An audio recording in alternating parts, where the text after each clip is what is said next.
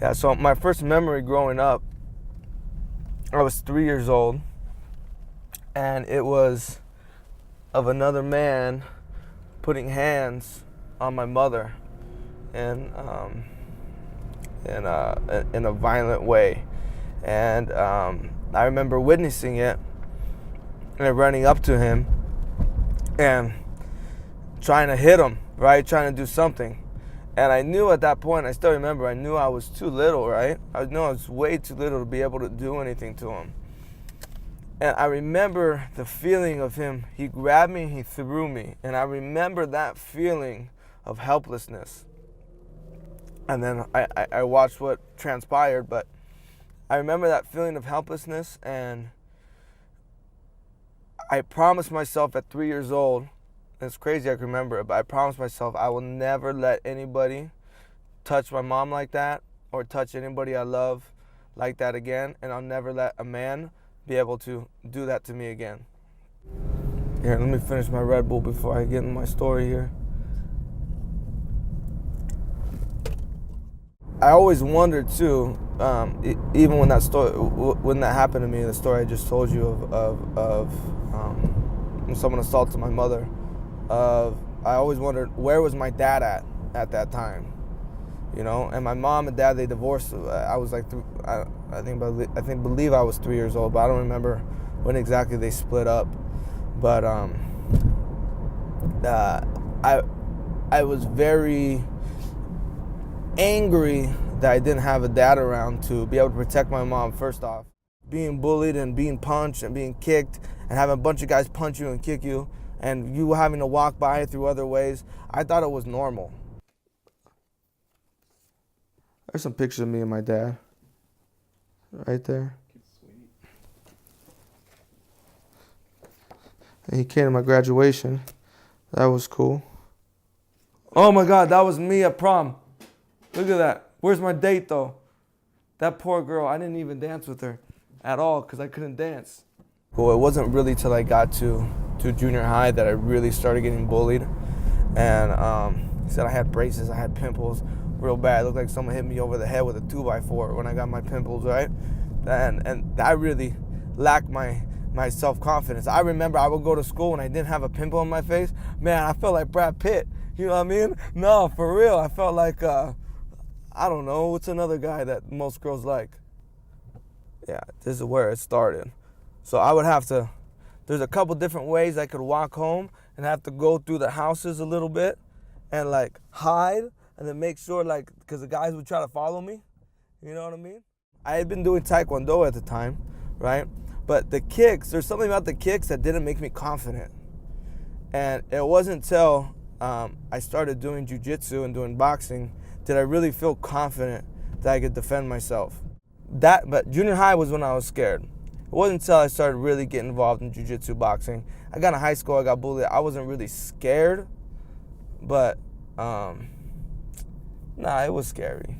It was scary, but I just knew how to defend myself. I didn't want to fight. I didn't even think I could fight. I just wanted to defend myself and stop getting bullied. Even to this day, I don't like fighting. I don't think it's not fun for me, but I really wanted to put into practice what I teach people, and I want to make it real. So I knew I was gonna have to teach one day, and I needed to prove what I know that it works. I had my first professional fight. I think I was 18 or 19, and I invited every friend I had at my high school. I'm from 2 different high schools, and yeah, I was super nervous. And the guy I heard that I was gonna fight was a blue belt in jiu-jitsu, and then 2 weeks before the fight, he was a purple belt, and then come the day of the fight, he was like a brown belt world champion in jiu-jitsu, and I was just a blue belt at the time.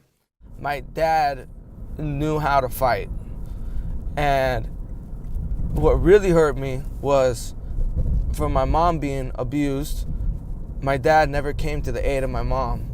And even with me witnessing that, my dad he could have stopped it. Even though they were divorced and stuff like that, but he never took the time to fix that, or I don't know if he knew about it or what. So that really hurt me and made me very upset with him.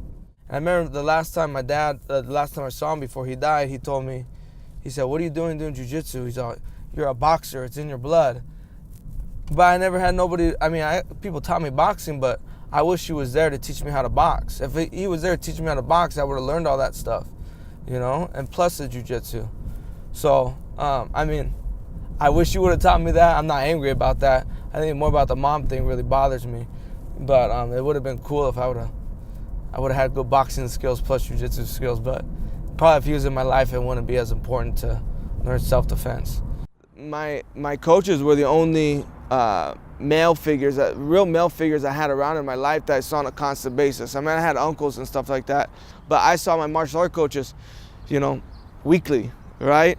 2 or 3 times a week, sometimes 4 times a week. So when I got to spend that time with them, I would mimic what they did, good or bad, right? But they could do no wrong to me, right? So now me as a coach, I always watch, you know, I'm not perfect, but I always try to watch what I do because, you know, kids are watching, right? On social media, I got to be careful too what I put on my Instagram because I know I have a bunch of little kids that are following me on Instagram.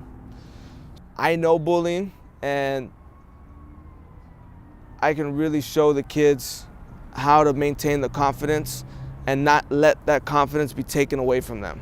So how can a martial arts, when someone chomp us down, how do we not look at it as getting chopped down, but something adding to our life to make us better instead of someone taking away something from us to tear us down.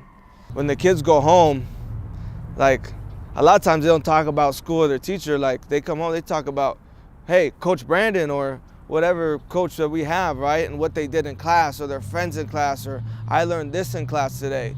So they're all sitting around the dinner table and they're all talking about what we did at the gym. And now it's just my goal to teach everybody self-defense because you never know when you're gonna have to use it or protect someone you love. You know, a lot of people, everybody learns how to swim, everybody puts on their seatbelt when they get in the car, but does everybody take the necessary steps to feel safe, be safe around other people? Because people can be more dangerous than waves and can be more dangerous than cars and not wearing a seatbelt, all the other stuff, right? People are what the danger is. So if you don't know how to protect yourself against people and have that confidence, then, you know, I don't know what you're doing, right? Like, I don't personally understand that. So the answer for me is for everybody to learn self-defense and to learn how to protect themselves and their loved ones. Beautiful. Who's this? Jasmine. Jasmine. Who's this? Daddy. Daddy. I don't have nothing else that I was made for but this. Was martial arts and helping people out. I already know that's what I came to the world for this.